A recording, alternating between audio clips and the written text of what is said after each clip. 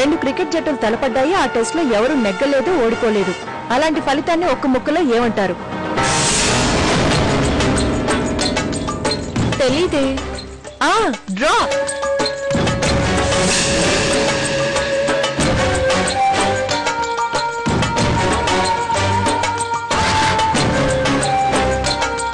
ఓ రకం విషయం.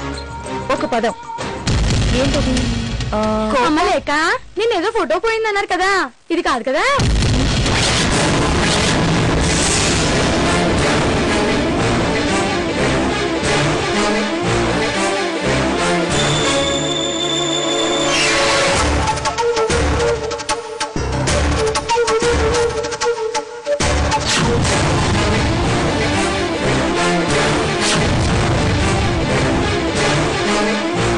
ఏటమ్మా లేక ఫోటో చూసి నోటు మాట రాకలేదేంటి?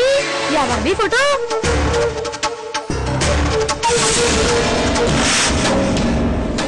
ఇదిగో ఫోటో.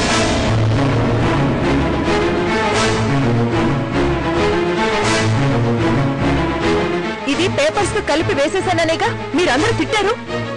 ఇది ఇంట్లోనే ఉంది, బెడ్ కిందే ఉంది. నేనే సరిగ్గా చూడలేదు నాన్న. ఫోటో పోయిందనే కంగారులో చూసుండవు. ఆ కోపంలో ఏదో అన్నావు. ఇప్పుడు ఫోటో దొరికింది, దానికి సంతోషించాలి గాని ఇంత రాద్ధాంతం చేయాలా రేఖ? నేను అడిగితే రాద్ధాంతం, మీరు అనవసరంగా తిట్టడం మాత్రం ఉత్తమం. ఏంటి ఆ మాటలు? ఫోటో కనిపించలేదంటే ఆ పాత పేపర్ల వాడికి వేయలేదని నువ్వే వెళ్లి వెతకచ్చుగా. అదే పని. ఫోటో పోయిందని కంప్లైంట్ చేసిన ఇది వెళ్లి చూడొచ్చుగా. నేను కంప్లైంట్ చేయలేదే, ఫోటో కనిపించలేదన్నానంతే.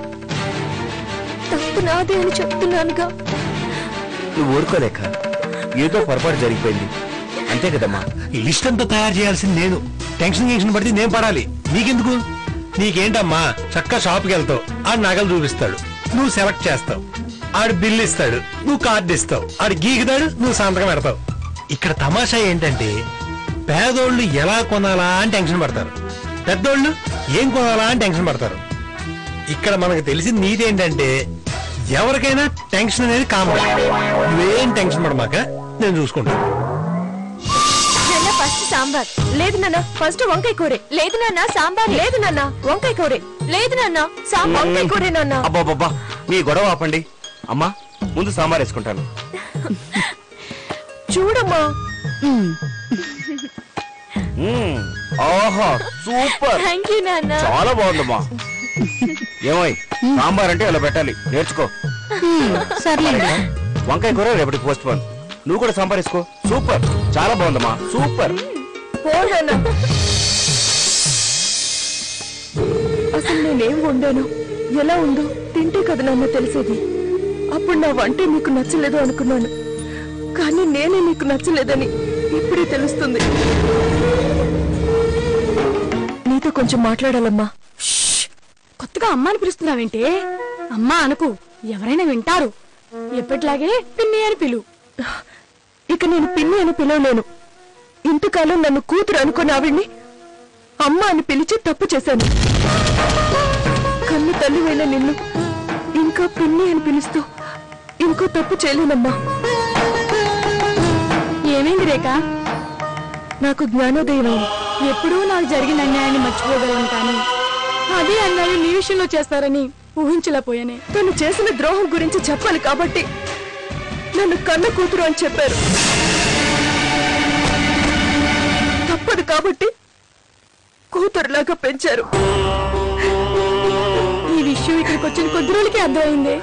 కనీసం వాళ్ళ చేతులతో పెంచిన నీకైనా న్యాయం చేస్తారని అన్నీ భరించాను. న్యాయం చేయకపోగా నీకు అన్యాయమే చేశారమ్మా వాళ్ళు.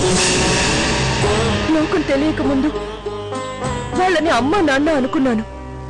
గతం తెలిసాక కనీసం నా వాళ్ళైనా మిగులుతారని ఆశపడ్డాను.